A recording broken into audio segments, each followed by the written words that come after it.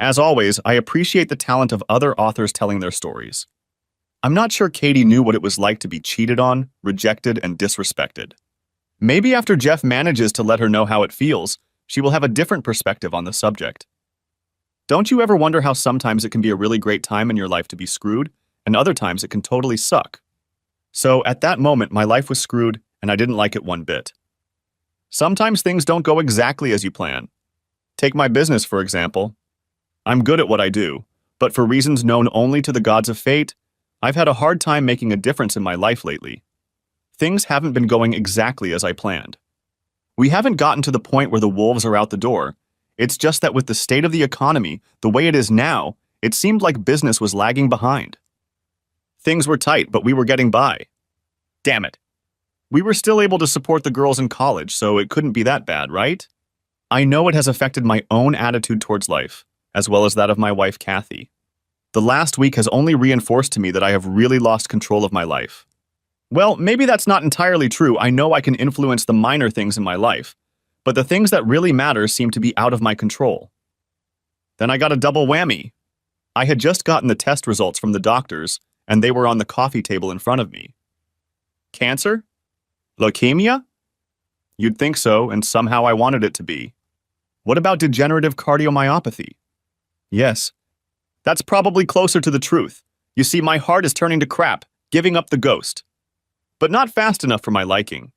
I sat in my comfy rocking chair and felt so bad I could barely breathe. Why was I so sick? Well, I had just been diagnosed with a festering soup of minor STDs. Nothing that couldn't be cured with a course of virulent antibiotics, but the aftermath was disgusting just the same. If you've read my wife's account of her extracurricular activities, you probably know what I'm talking about. I just found out that my wonderful, loving, and adorable wife is a whore, and as far as I can tell, has been for almost 3 years. That thought made me feel even more nauseous. How the hell could a man live 3 years with a whore and not know it? Had I really had my head so far up my ass that I hadn't seen the light of day? The only answer I can think of to answer that question in any way is, yes, and believe it. I trusted the bitch, and she stabbed me in the back more than 70 times according to her. And that's not counting the 11 or so regulars who visit her warehouse of fornication. She makes me feel more like a colander than a beloved husband. How can someone love you and do this to you for 3 years? If you ask her, she'll say she loves me. She'll try to sugarcoat it and call herself an escort or companion provider. What the hell? To paraphrase Shakespeare's phrase, "My apologies, kind sir," what's in a name? What we call a rose. By any other name it would be, and here I'm using a bit of poetic license. It's still a goddamn rose. This freaking troll can use any embellished words to describe his chosen profession. Escort, comfort provider, call girl or lady of the night, whatever. The facts speak for themselves. She entertains for money. She lets anyone, Tom, Dick, and goddamn Harry, whoever they want, as long as they have money.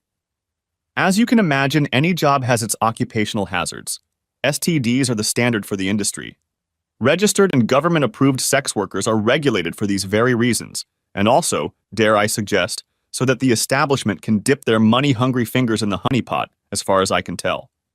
There are many weirdos in the world who fly around in just their panties, if they actually wear them, going unnoticed, and as far as I can tell, Kat is one of them. As soon as I learned of my health problems, I set about looking for any clues to my loving wife's extra work status. Bingo! One very detailed log with names, dates, financial rewards, and even client preferences and client equipment specs, all in alphabetical order. Right down to the star rating of their performances. Holy shit. I'll leave it to the reader to guess for themselves what I mean. I also found a story she posted online detailing her beginning of this nefarious lifestyle.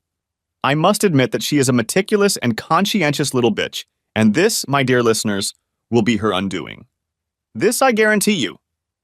As bad as all of this is, there is one thing that tears me to shreds, and that is how in Christ's name will I tell our daughters about what their mother did to our family? In fact, that is now the only real heartache I have. A month after my world collapsed, I was able to get my ducks in a bunch, and I certainly wasn't a slacker. No, Sir Bob, I wasn't. I was a man on a mission. I was inspired by hate and revenge. People don't realize how close love and hate sit in a man. It's very scary when it hits you in the eye. Between my regular out-of-town cases, private investigators, lawyers, law enforcement, and even the IRS, I managed not to get between my whore wife's legs in any way. How did I do it, you ask? It's called a mild case of cardiomyopathy. That's right. I fooled that cheating whore of mine, who, by the way, insisted on being allowed to sleep in the same bed with me. The nerve of a woman. Into thinking I had heart problems and that the pills the doctors prescribed me seemed to be causing me a severe form of sexual dysfunction.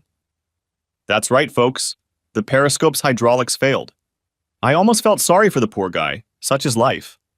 Sarcasm, in case you missed it. I have to admit, I had to do some serious poking around on the internet looking for symptoms and remedies. Starting with lame pencil syndrome and working backwards until I came up with a plausible condition that was plausible. Don't forget that the whore was also a medical professional, so I had to do some serious homework to make sure she didn't get suspicious. I had to admit that she was trying her best, but all I could do was picture her with her legs spread and some fat guy with sweat rolling off his ruddy face, pounding into her, and that finished me off. Good night, Irene. After a few ineffective attempts on her part to boost my morale, I convinced her to leave it alone until I finished my medication. I don't know why she was so upset about my condition. I mean, she wasn't lacking sexually at all. I'm surprised she was interested in being with me at all. Something made me wonder a little bit, though. Working in a hospital, you'd think this dumb bitch would be watching her health. I don't know, I have no idea. Maybe all that skull entertainment has rattled her brain and numbed the few gray cells she has? I was a little disgusted to think that I had to lie to this cheating woman, but I did lie, and I'm not going to apologize for it. So how'd it work out? Something like this? I had just gotten back from my last trip the day before. Not that my wife knew that. She thought I still had a day or two before I got back. I had to get back because the mother of all shitstorms was brewing. I was the conductor, and today was the day it was supposed to start raining shit on the whore parade. Jeff, what are you doing home so early? Didn't you say you'd be back on Friday? She inquired, noticing me sitting in a chair in the living room. I'm not sure if she came from job number 1 or job number 2, but she seemed a little nervous and didn't linger to hear my answer as she went up the stairs, from where I could hear the sound of the shower running. Probably job number 2 in that case. When she came back downstairs, she was rubbing her hair with a towel. Honey, are you okay? Great, Kat, just great. She frowned. You see, I only called her Kat when I was annoyed with her. The rest of the time it was Katie or Caitlin when I was neither. I have good news and bad news. Which one do you want to hear first? Oh, God. Please give me some good news. My day has been full of ups and downs. I really need some good news right now. Sounds to me like it would be more like ups and downs. But then again, if she was on top, it could be both ups and downs, I thought to myself. Doc took me off the heart medication, and Mr. Willie is working his way up to full strength. Really, he said at the beginning that it wouldn't last too long. From the way she squealed, you'd think the damn woman had won the lottery or something. Oh, honey, that's absolutely the best news I've heard in the last 100 years. I've been so frustrated not being able to show my man how much he means to me. I think this is cause for celebration in the bedroom. I looked at my watch. Probably not. See, this is where the bad news comes in. You won't have time with all these interviews, meetings, and appearances that will take up so much of your time. The stupid slut looked puzzled. She had such a stupid grin on her face that it just made me cringe. I had to admit I was being pretty vague, and I was enjoying the hell out of it. I don't have anything planned that I can remember, and certainly nothing for the next hour or so. A wink, wink, wink, say no more gave away her intentions. Even if we have time for 5 minutes of sex, I really have no intention of revisiting the cause of the condition that has caused me to be medically brain dead for the past 2 months. Kat just stood there trying to figure out what I was talking about. Your words don't make any sense, sweetheart. I wish you'd stop talking in riddles and come out with it. Kat, the medication I was on wasn't for cardiomyopathy. It was a batch of antibiotics for a cacophony of pretty nasty viruses. Can you imagine what I thought when the doc accused me of sleeping with my wife, especially when I know for a fact that there was only one woman I was sleeping with? Kat just stood there and her face grew grim. What are you trying to imply? Get over it, Kat. You've been strung up on your own pedal, sweetheart. I have all the evidence I need to prove you've been deceiving me. Kat's face drooped and went white, and then she collapsed into the chair. Oh God, no, no, no. This can't be happening. Is this some kind of sick joke? I nodded to Kat as she sat up with tears in her eyes. Yes, Caitlin, it's a joke. A very sick and pathetic joke, and I was the recipient of it, but I survived. Now the joke is on you. Can you say the same? It didn't mean anything, honey. I didn't love him. It was just sex. I looked into her sad, wet face and shook my head. She was clearly grasping at straws, anything to distract me from the real truth. It was a mistake, and only once. I raised my hand with a grin pasted on my face. Spare me the lies, you goddamn troll. If you have no self-respect, at least have some for me. You've treated me and your family like imbeciles for the last 3 years or so. You've jeopardized my health and possibly the health of our daughter's idiots, like you have very few gray cells, so you need to conserve the ones you do have. I know I was particularly harsh in my tone. Venom dripped from my every word. I just lost my rag and pounced. Kat blushed at my rhetoric. No matter how many times we'd argued in the past, I'd never come close to such a callous disregard for her feelings. She just sat there staring at me, physically shuddering. I found your diary, you cesspool trash. You're a lowly slut, but I have to admit you're quite successful. I have no idea how you managed to get away with your complete disregard for poor hygiene for so long. With those words, Kat threw up all over herself. I got up and went to the bathroom to get a washcloth and towel, not so much for her benefit as for my own. I had a suspicion that there was more to say, and I felt a little queasy looking at her like that. After cleaning herself up a bit, she began, Please, honey, I know we can overcome this mistake if we really try. I love you very much, and I know you love me. I did this for us, for the family. Please, I'm not a whore, I'm an escort. If this were a sitcom, this would be the moment where the main character turns to the audience and says, See, I told you she would say that, didn't I? But since that wasn't the case, I had to restrain my sarcasm, well, at least a little. What do escorts do then, Kat? She began to explain her job description. Shut up, asshole. It was a rhetorical question. Shit. You have the mental acuity of a 5-year-old. No matter what you want to call it, it still comes out the same. You do it for the money. That's it in a nutshell. Kat's shoulders sagged as if the weight of the world rested on them. Then she spoke in a whisper that I strained to hear. I'm going to call Caroline and tell her I'm quitting, and then we can sit down and talk it over? I know that if I can get you to understand my thoughts, we can get through this. The money was meant for our retirement. I was never going to keep it for myself. You were right. I am good at what I do. We have almost $500,000 that we can put aside for our retirement fund. I checked my watch once more and shook my head. No, don't, and don't bother calling Caroline. I dare say she already knows about your predicament. I doubt she'll really care what kind of shit you're in, because she has enough problems of her own.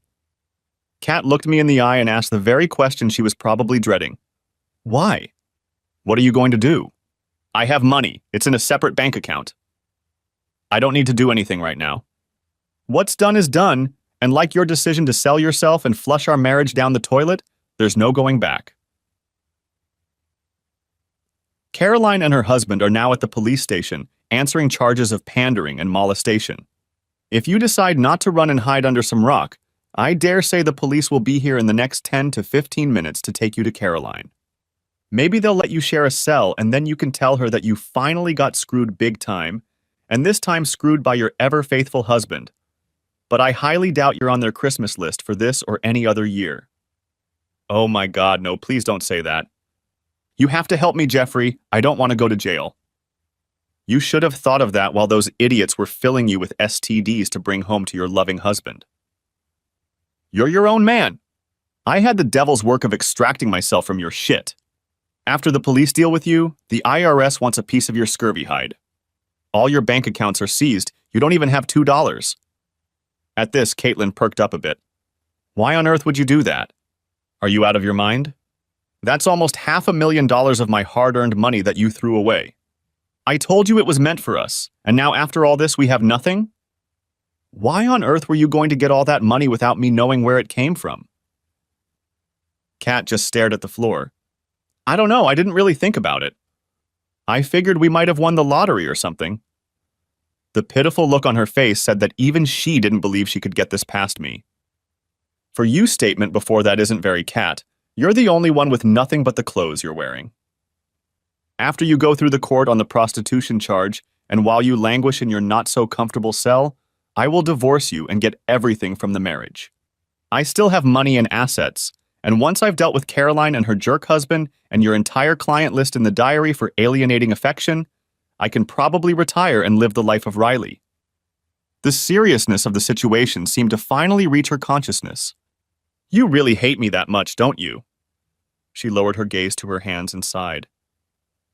I don't know how you could do this to me if you ever loved me, or maybe you never did.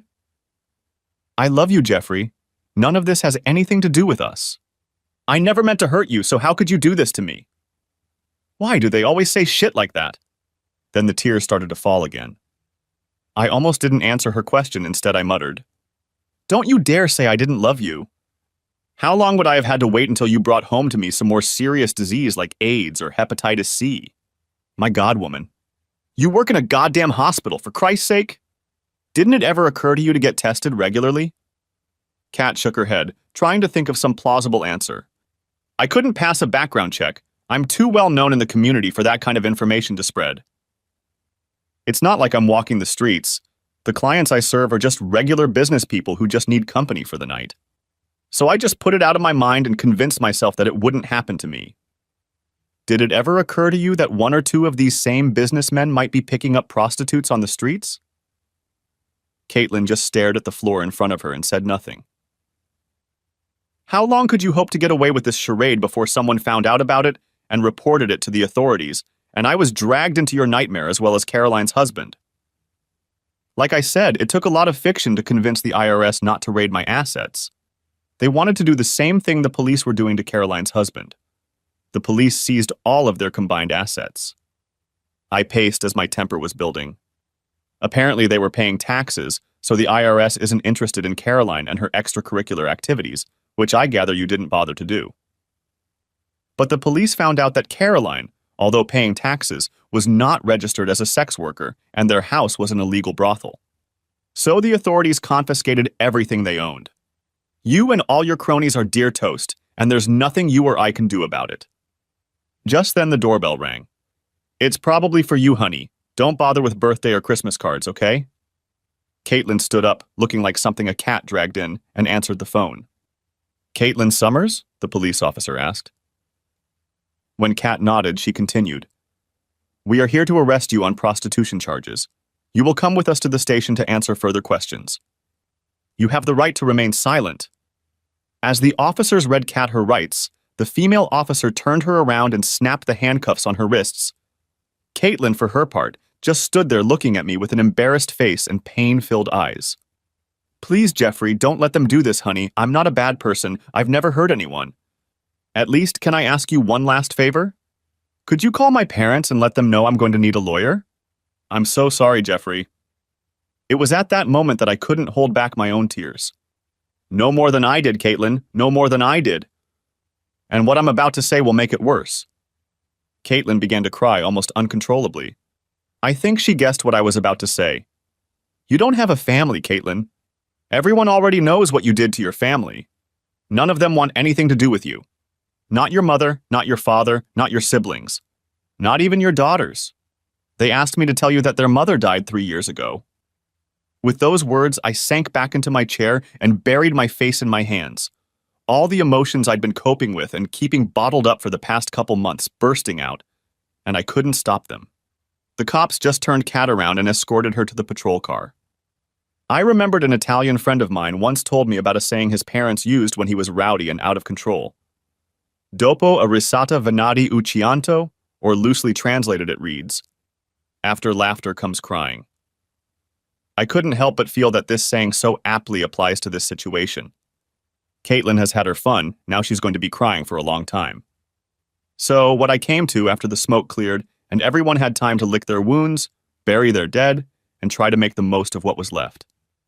1. My ex-wife was a disease-infested whore who was going to prison and whose family divorced her. 2. Caroline and her husband Chad lost everything they owned either through forfeiture or my lawsuit. 3. Cascade Engagements and Robert Casey had to explain to the authorities why their license to operate should not be revoked. However, that is not what ultimately befell them. It was the loss of clients and reputation that drove them out of town. 4. Caitlin's clients scattered and dived into the nearest cesspools to avoid my lawsuits, and as far as I can understand, after the smoke cleared, a string of divorces and bankruptcies began. That was not the last time I saw my now ex-wife. I saw her again shortly after she was out on parole after serving 9 months of a 1-year sentence on prostitution charges. Apparently, some politician was having a re-election at the time, and they threw the book at her. I was told that 1 year for a first offense is pretty rare, but the authorities wanted to make a statement that they were cleaning up the neighborhood. I know it's all political talk and nonsense because no one can ever eradicate the oldest profession in the world. Kat was wearing the same clothes she'd worn to prison, the same clothes she'd worn out of the house, but they didn't fit as well now. She had put on a lot of pounds, and now they only emphasized her fatness. When she saw me, she turned and ran crying into the crowd. But even then, I didn't feel sorry for her. I was too preoccupied with my own demons. It was another 2 years before I ran into her again. "Hey, Jeffrey." I looked up and saw Caitlin standing nervously in front of my desk, swaying from foot to foot. She looked, if not beautiful this time, certainly presentable, though you could tell that time and the rush of energy had taken its toll.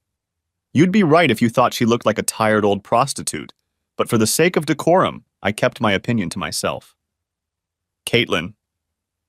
Looking around to see who was in the club at this time, "What brings you here?" "What do you want?" I tried not to make it sound bitter, but I'm not at all sure I succeeded. Kat looked over her shoulder. "Yes, Jeff, I'm still a whore, old, tired, worn out but legal, and still working, trying to make ends meet."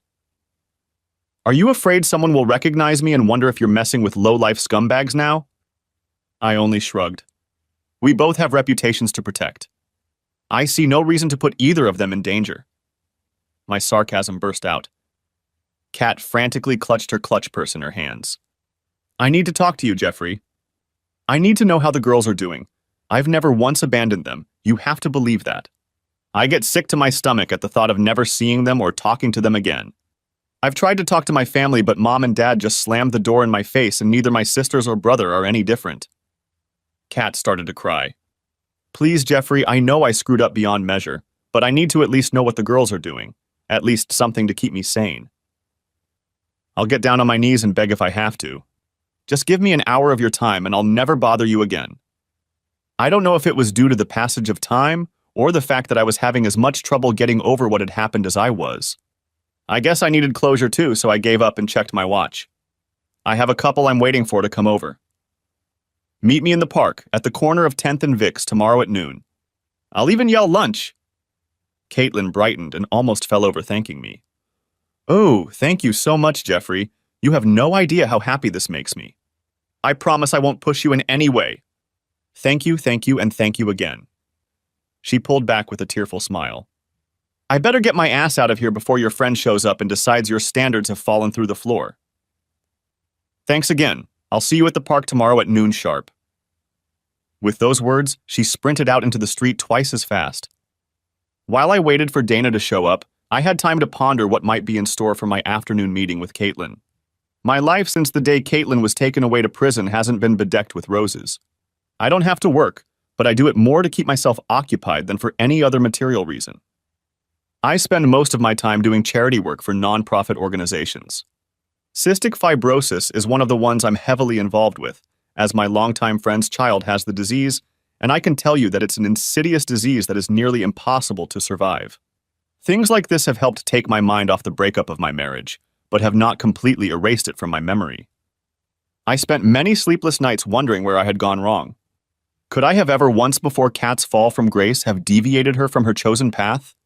I know it has affected my relationship since then. I now have a find them, have fun, and forget attitude. Very rarely have any of my relationships lasted longer than a month or two. I crave the closeness I felt with Kathy, and I find myself getting angry all over again. I was kind of glad when Dana showed up and helped me push the sad thoughts to the back of my mind for at least one more night. For our conversation, I chose a park that had few visitors and a nice, secluded picnic table. Not that I needed it for the same reason I had used this particular table in the past.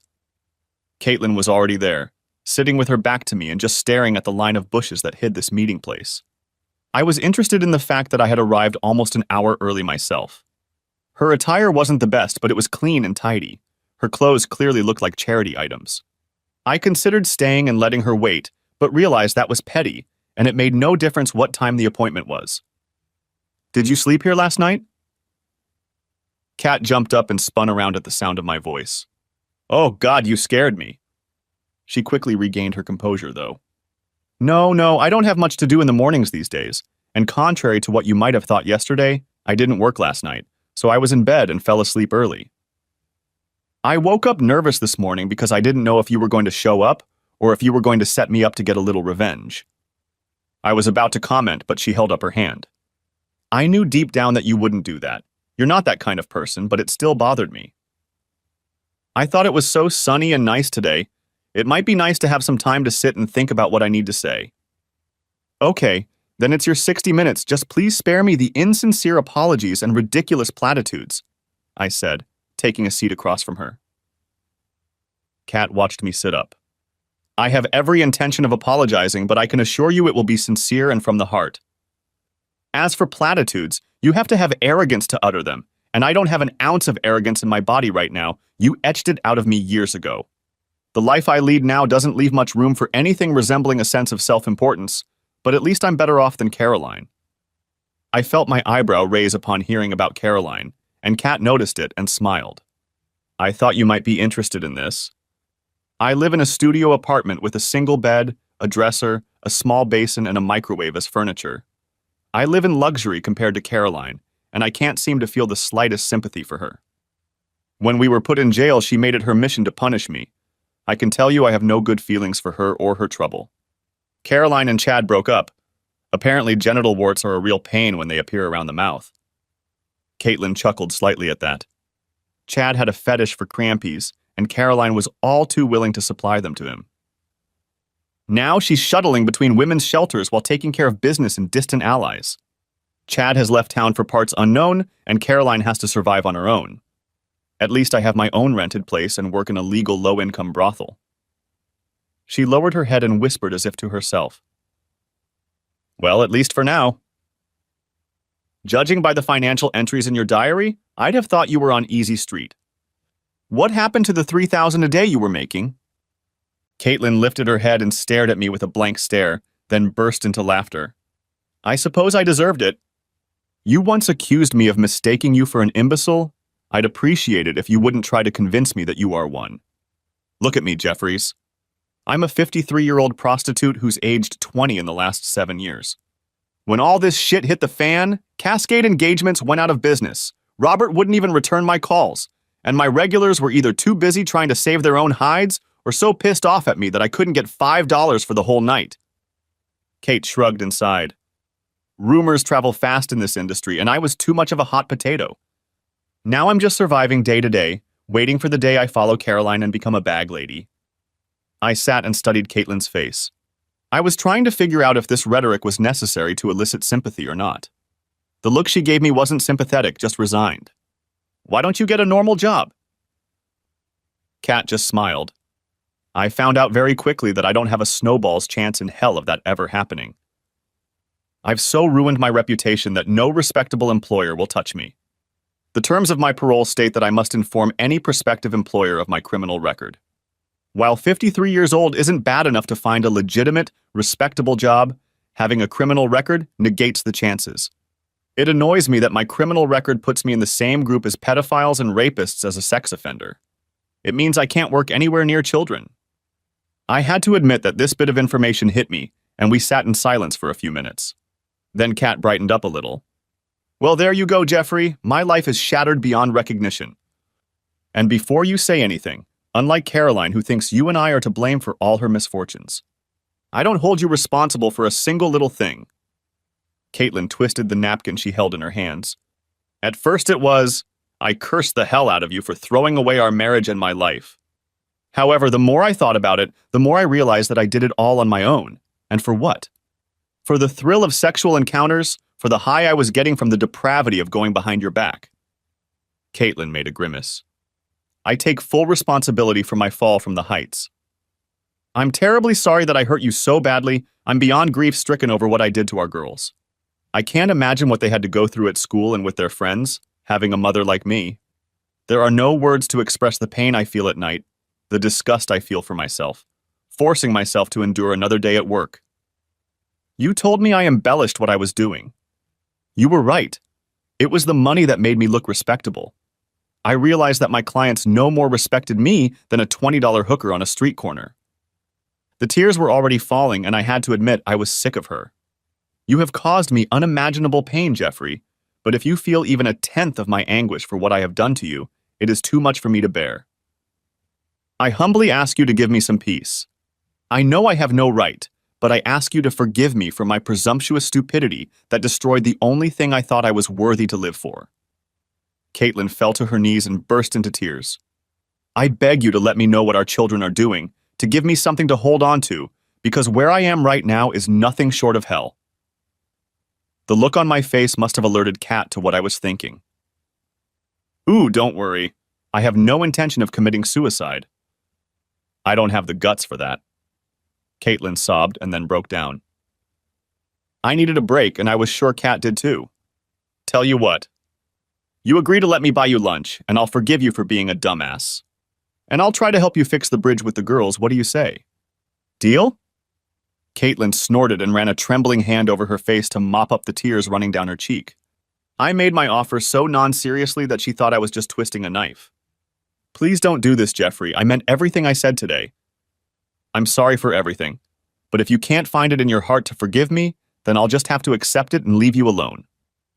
Caitlin rose to her feet and, bowing her head, finished. I can see that you still hate me, so... Goodbye, Jeffrey. I hope in my heart that you can get over this and move on with your life. Please tell our girls that I still love them and wish them well. As she turned to leave, I said, I never answered that question, did I? Kat paused for a moment but said nothing. You asked a question right before you left on the day you were arrested. You said, "You really hate me that much, don't you?" You repeated it just now. Kat nodded. To set the record straight, no. No, I didn't hate you. I didn't even hate you. I hated what you did. I wanted to strangle you. I wanted to kick you to death, but not because I hated you.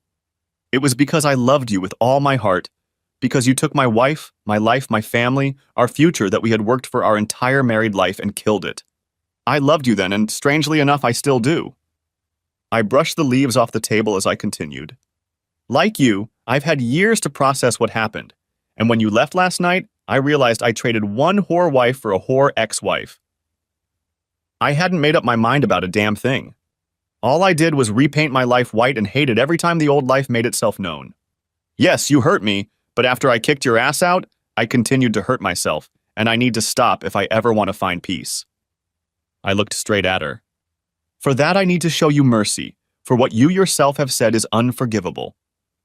I forgive you, Katie, and though I can't forget and I can't make any promises, I will help where I can. But there is a price to pay for everything, as there is for everything in life, and this will enable me to buy you lunch. Katie stood there trying to decide whether to cry or laugh, and ended up doing both. Are you serious? Are you really, really serious? I smiled and nodded. Oh boy. All right, if that's the price I have to pay, even though I'm penniless, I think I can definitely afford it. Both of my gray cells have finally found each other and are telling me I'd be a fool to turn down an offer like this.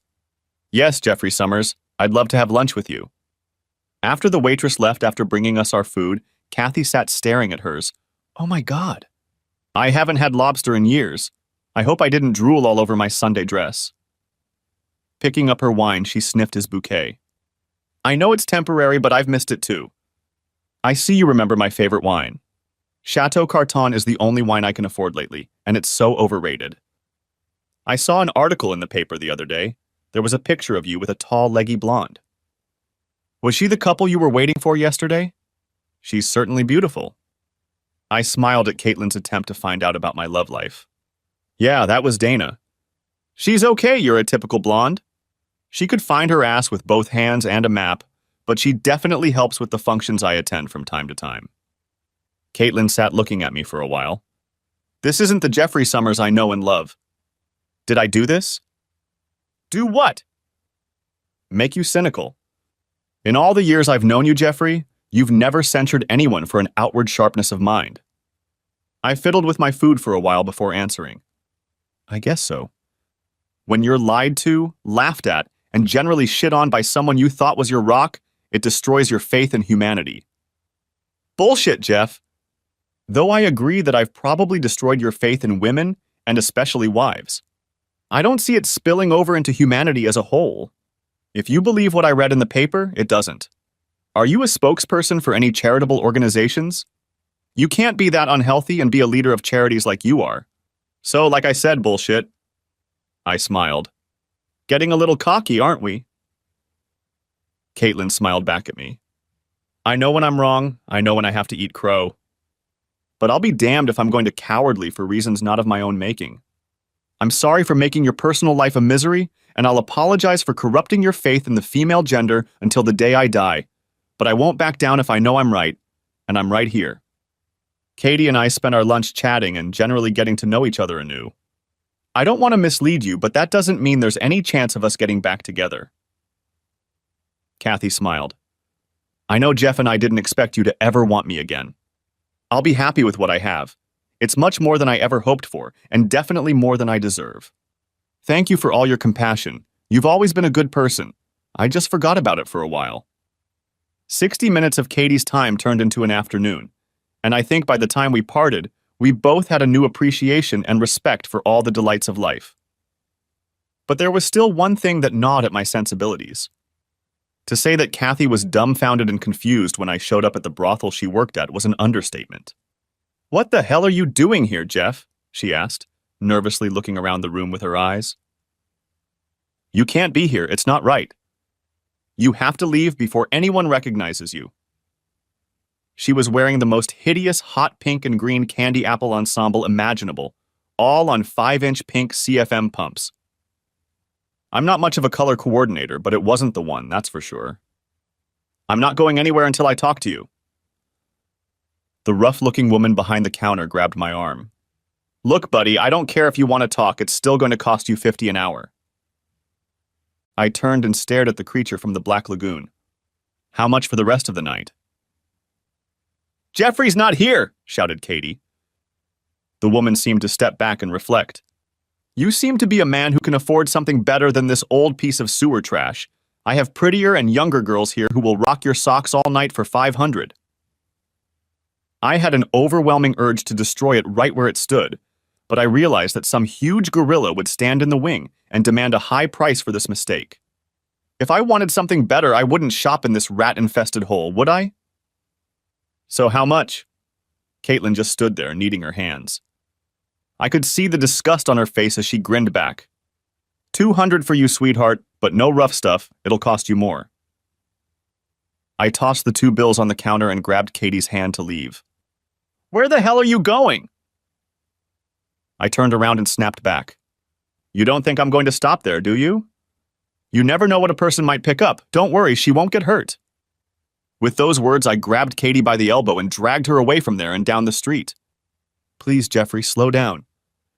These shoes are definitely not made for walking, let alone running, she begged, stomping alone beside me.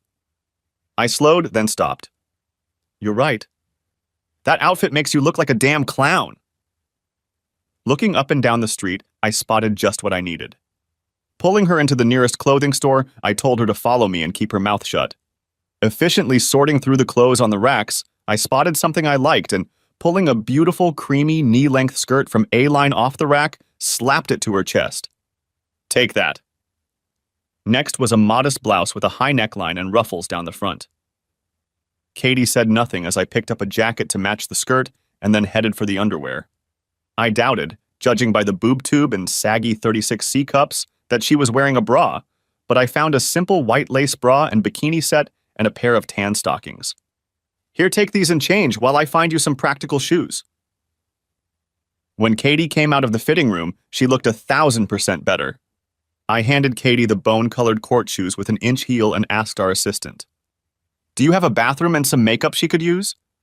I'll pay you for it. The aide smiled and nodded, handing over a small compact. Just through there. She pointed in the direction at the back of the store. I handed the cosmetics to Katie. Get that stupid shit off your face and come back here. While Katie was out, I paid for the help, and when she came back, she looked gorgeous. A little eyeshadow and lipstick made her look like $1,000,000. Now that's what I'm talking about. The assistant giggled as she watched Katie blush. I'm impressed, sir. You certainly have a knack for women's fashion. I'm also baffled that you picked it all out to perfection in just under 10 minutes. Remind me not to go shopping with you. She chuckled. To a questioning look, she replied, You're taking all the fun out of shopping. Kathy and I chuckled as I gathered the clothes and shoes Kathy had carried to the store into a pile, pulled out a $50 bill, and held it out to our assistant. Can you burn this for us? The girl smiled, tucking the bill into her bra. My pleasure, sir, and thank you for shopping at Willow's. Back on the street, Kathy looked like a perfect 50-year-old housewife as she stopped me. Now what? You've made me look like a prim and proper society wife and mother, even though we both know it's an illusion. Now we'll find a quiet place to have a drink and have a serious talk. I sat across from Caitlin, sipping my wine. She looked almost as good as she did before all this started. But she was right. She had aged, but with the right makeup and clothes, it was 10 years in the last 7, not 20. She didn't look happy, but dejected. Why am I here, Jeff? Why this charade? We both know I have to go back to what I am, and all it does is remind me of what I've lost. Do you still want to try your hand at being a remorseful mother? You mean apologize to our girl? You know I want to, Jeff. I just don't think that's the way to do it. I've had enough of lying. I can't and won't lie to them. They'll see through this disguise and laugh at me. I won't be able to handle this, Jeffries. I'm not asking you to lie, but you need to realize that as long as you continue to be promiscuous, they won't want anything to do with you. You need to change jobs. Caitlin sighed. We've been over this before. With my age, track record, and reputation, no sane employer would touch me with a 40-foot barge pole. I'm stuck with what I am. Then she bloody well started crying. For God's sake, don't start crying, woman. You have no makeup to repair your face. I held out my handkerchief for her to blot her eyes. There is one possibility. Can you try becoming self-employed? Katie squinted at me in bewilderment. Don't be a fool. I don't have the money to start a business, and even if I did, you've blown any chance of getting any worthwhile clients. It's no different than working in a brothel, even if I owned one. I'll just end up like Claire, and the girls won't want to meet me anyway. Claire? Who the hell is she? Caitlin shook her head. The woman you paid $200 to this afternoon and then proceeded to belittle. I'm surprised she didn't pull away and slap you. No one talks to her like that, especially the Jonas. I have a feeling that when I get back there, she'll have some particularly nasty request from a customer that I'll have to attend to. Ooh, you mean the maggot? Well, she pissed me off, and don't worry, let her service her lowlifes. You're not going back. I slouched in my seat and circled the bottom of my beer glass around the coaster in front of me, not really looking at Kathy. Look at me, Jeffrey. I have to go back. If I don't, then it's a reverse alliance with Caroline and the women's shelters. Is that what you want? I looked up at Katie with a smile on my face, and she was clearly annoyed. I had to laugh, and she leaned back in her chair angrily. I can see that you're caught in an ever-tightening circle that will eventually drive you up your own ass. Heck, you've had your head up your own ass for years, so I guess you're headed in the right direction. I needed her to do something first before I told her my idea, so I motioned my cell phone across the table to her. First of all, pick up the phone and tell that maggot she can go have fun. Katie hesitated, trying to figure out what I was up to. Do it, Katie, I'm not kidding. To her credit, she did, and then sat back down. Okay, I basically just threw myself out on the street. If you have nothing better to do, I'm going to sleep with Caroline tonight. Katie flashed her eyes at me and I continued. Who said anything about opening a brothel? I was thinking a little more about a coffee shop. Kathy sat and thought. I could see the wheels turning in her head. Okay, I'll tell you. I've been indoctrinated with one way of thinking since this nightmare started, but it still won't help me financially. I don't have the capital to start something like this anyway. You may not know, but I do. Katie stared at me, then blinked a couple of times before bringing her hand up to her mouth to suppress a sigh. The realization that what I was saying was worth the money I'd spent on her new outfit. Really? Ooh, what I'm saying, of course it is, but you mean you're going to help me get out of this bloody, awful mess I'm in? I'll be honest with you. I'm doing this more for our girls than for you. If you want me to, I'll do it too, unless of course you like to have fun and want to stay put. Caitlin sat up and stared at me. Listen, Buster. I went through menopause 2 years ago. I've had zero libido since then. I go through KY like it's fashion. The only reason I'm still in this business is because I have no other choice. Grinning, I pulled some papers out of my coat pocket. Go through them and let me know what you think. This isn't a free ride, Caitlin. It will mean hard work and long hours. For one thing, I doubt you'll be able to hire a permanent staff. The best you'll be able to do is bring in helpers during busy periods, but other than that, you'll be the head cook and bottle washer, and it'll all be your blood, sweat, and tears. As for me, I'll take 25% of the after-tax profits as an investment for my capital. If you want to own the business outright in the end, I'll take another 25% as repayment of the loan until it's paid off. If trading goes badly, I'll let you defer repaying the loan until business picks up again, and you can support yourself. Katie read the document with tears in her eyes. She kept blotting them, trying to make sense of what she was reading. Finally, she put the contract on the table, her hands trembling. I don't know what to say. Thank you seems so inadequate. I'll bear your children is unnecessary. I've already been there, done that. So I'll just have to promise to never make you regret this most kind gesture. But my promise has a price. I can live with that offer. What's the price? You have to let me hug you in gratitude whenever I want. Damn woman, you drive a hard bargain. I had a great teacher, she grinned. That night I met Michelle for dinner. Who the hell is Michelle, you ask? Ooh, she's my latest in a very long line of conquests. I've been dating her for 2 months now, and I don't know if it's coincidence or not, but I thought she looked a little different. You look ravishing, my dear. Thank you, kind sir. You don't look too bad yourself. After I went to my house and had one of the wildest nights I'd had in a long time, Michelle asked, Wow, what was that? You were great? I think I can handle it. There's nothing like starting your day with something nice. Especially when the pleasantries are done to you. Michelle wasn't fooled. What's wrong? Let's just say I put the last of my ghosts to rest. We lay staring at the ceiling for quite a while before Michelle spoke again. Does that mean I can stay a little longer than most? I really hope so, yes. I'm not stupid after all, despite the blonde hair. I know your reputation as someone who changes girlfriends monthly. You're a damn good man, Jeffrey Summers, and I was hoping we might have some kind of future together. I'm not a jealous man, and I understand if you just want to play the field. I'm just asking if I could be there at the top of the heap instead of at the bottom. That's when I realized that what I'd done for Kathy was already paying off. You're a good woman yourself, Michelle Daniels. I think I've had enough of my wanderings, and maybe we'll see how far into the future that goes. I think I'll stay home a little longer if that's okay with you. Michelle snuggled into my shoulder. I don't mind it one bit. What's more, I can definitely live with it. I dozed off, contemplating my next challenge. Mother and child recovery surgery. I knew it wouldn't be easy, but after all, nothing was worth its salt. It had to be done subtly. And for me, that was the hardest part. I knew that if I was blunt, the girls would be in trouble. Every time I mentioned their mother, I could see the contempt on their faces, and at first I'd been happy about it, but lately it had become very frustrating.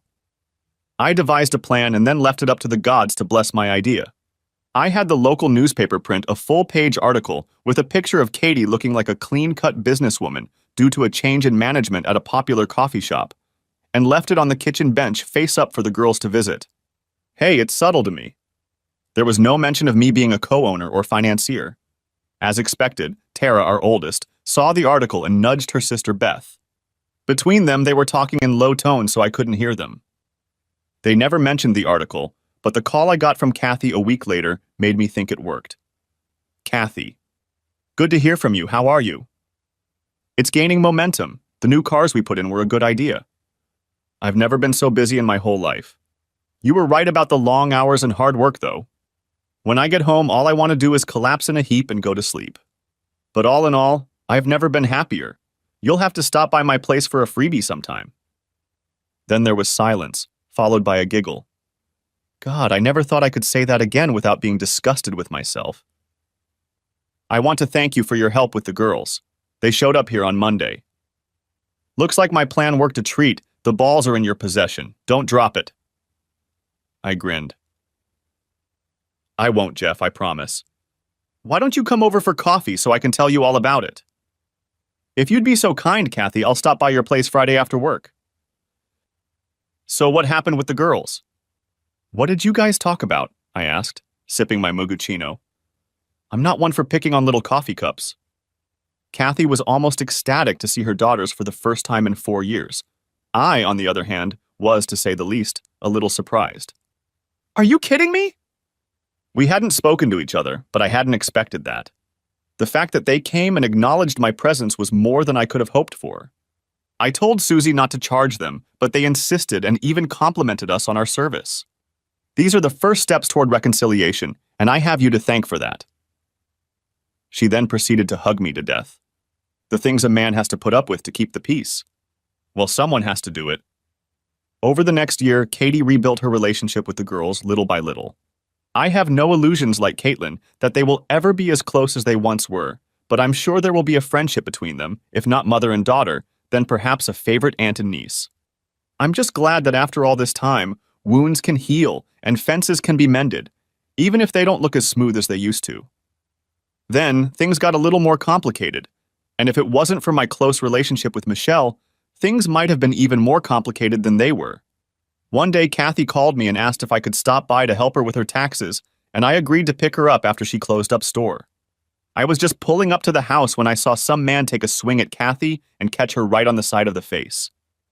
I jumped out of the car. She didn't chicken out and certainly didn't back down, scolding him, the volume of their voices carried on the early evening breeze. "You hit me again, and I can guarantee it will be the last time you do that." "I've already told you I'm not in this business anymore." "You stupid whore. Just because you own a shitty little coffee shop now, you think you're a born-again goddamn virgin? Once a cheater, always a cheater in my book. I'll pay double what you want, hell. I can afford an extra $50 for the whole night." Katie couldn't help but notice me, and something in her eyes told me to back off and stay out of it for now. The fool didn't even realize I was standing right behind him, waiting for him to raise his hand to her again. "You're the idiot, Robert. Just because you're suffering now that you don't have your precious escort business lining your pockets doesn't give you the right to bully me. Just because it was Jeffrey who ruined your honeypot doesn't give you the right to come here and harass me. You knew what hiring married women leads to, and what you think will happen when one of the husbands resents being cuckolded. I have lost far more than you have, so forgive me if I don't sympathize much with your suffering." I could see his rage. His body was literally shaking. "I'm not worried about you or the former bastard. A slut like you will fall again, and when you do, I'll be there for you, making you wish your precious hubby had destroyed you instead of divorcing you." "Well, then I have no reason to worry. I'm already menopausal, and I'm not interested in sex anymore, so the temptation that got me into this to begin with is gone now. You weren't that good even when I wanted you to be, so now I think you're just a pathetic loser who can't accept the fact that you got screwed by a better man." I could see the determination in Kathy's eyes as she continued. "If I am to be reclaimed ever again, only one man has the rights to do so, and I'll tell you right now that I wouldn't expect or need him to ask to use them, just so I can show my appreciation to a wonderful man." Kathy looked right past Robert and into my eyes with a fiery passion like I hadn't seen in years. "Yes, do you think so? Who is the big man then? Who do you think is every woman's wet dream? It can't be your ex." Kathy just stood there giggling. "That's my ex-husband Jeffrey Summers, asshole. He has more sexiness and character in his little toe than your whole body." I have to admit that by this point, I was feeling quite tipsy and grinning evilly. "You think you're safe, don't you? Well, think again, dumbass." With those words, he raised his hand to deliver another backhanded blow to Katie's face. To give Katie credit, she didn't flinch when she answered. "I wouldn't if I were you, but you might not like the consequences." Robert held back his punch for a split second. Very, and who's going to make me? You? Katie only giggled, which infuriated Robert even more. Oh, God, no. But Jeffrey might have something to say about it. He's standing right behind you. Robert turned to meet my fist, backed by all my 200 pounds of solid muscle. That might be an exaggeration, but I worked out at the gym, didn't I? Hell, I had to do it to keep up with Michelle. She was 15 years younger than me, and I needed any advantage I could get. My size 10 to his family jewels ended any impulse Robert had to procreate for the next 6 months. Who is that? What do you even see in that guy? Katie sighed. I really don't know. Katie scrunched up her face. He even hits like a girl. As we sat in Kathy's kitchen going over her tax documents, I asked, So you think I'm the man? Katie only smiled. Don't let it go to your head, but yes, you are the man. You are and always have been my man. I may not have honored the leaving all the others, part of our vows, but I'm determined to achieve until death do us part. Right. I don't care if we divorce or if another woman comes into your life, but from now on, you will always be the only man in mine. We chatted all evening, and when I got up to leave, I asked one last question. If I'm a man, what was that 5-inch pencil shit in your story? A sheepish grin appeared on Katie's face. Oops, sorry. My bad. I underestimated your size a bit. I didn't want the listener to think I was a total slut. So I tried to make them feel sorry for me that I had to deal with small firearms instead of heavy artillery. I didn't mean anything by it, I really didn't. I told Michelle what had happened, and she had no comment on what had happened. She seemed a little distant a few times when I met her for a cup of coffee to discuss management issues with Kathy, and once I had to make a remark. Is something wrong, Mickey? Michelle only smiled and patted me on the side. With you by my side, how can anything be wrong? I really didn't know how to fix the situation, but then I didn't have to. The girls did it for me. Kathy was sweeping up the last remnants of the day's traffic by the back door when I showed up. Almost done for the day? I inquired. Kathy looked tired, but her face lit up at the sight of me. If things keep going the way they are, I can hire someone else to do the dirty work from now on. After we finished with the bills, I paused, and Kathy remarked, I can see you have something else on your mind. Is there anything I can do to help? I sighed. This was going to be harder than I thought. I have something to say, and I don't know how to do it. I think I know what you're going to say, but I suggest you speak up. You've always been an honest shot, Jeffrey. That's what I've always appreciated about you. I think now that the business is set up, I'm going to back off and let you take full control. I think Michelle is getting a little worried about how much time I'm spending here, and the last thing I want is for her to get the impression that there's something going on between us. She's a good woman, Katie. I know you won't like this, but she deserves all of my attention. Katie's eyes clouded over, but she made a brave face. I know I'll never have anything intimate with you from now on, but I was hoping we could still remain friends. I was hoping that at the very least we'd become business partners. I shook my head. I don't know, Katie, I'm not sure that's going to work. Michelle means a lot to me right now, and I don't want her to feel like she's competing with you for my affection. I knew you'd think that, Jeff. Michelle and I had a chat, and she thinks it's good that I'm here so you can have a sympathetic ear to scold. Old saying, the devil, you know. She thinks she would have lost her way long ago without me, and she came to thank me for not trying to steal you away from her. She told me that you mentioned our little meeting with Robert and the conversation that followed, and she thinks it might work. I told her that you're too honest to go behind her back, and she agrees with me. That's what makes you the man we both love. Katie noticed the look I threw at her. Don't be so shocked. You know perfectly well that we both think the best of you. Michelle knows that I love you, and she also knows that I wouldn't do anything to take you away from her. I had my chance, Jeff, and I blew it right out the door. We both love you, and neither of us has any interest in preventing the other from enjoying your company. At the same time, we both don't want some other gold digger trying to get her dirty fingers in your pants. So we made a deal. Michelle will be your wife. I know you love her and she loves you as much as I do. If you decide that's the path you want to take, you have my best wishes. And at the same time, I get the opportunity to be your best friend and business partner. That is, if you accept me? Kathy leaned back in her chair and smiled. How do you like Jeffrey Summers' dem apples? What could I say except, "Put it here, partner." Holding out her hand to me, Kathy took it and laughed. In the inimitable expression of one author, life goes on.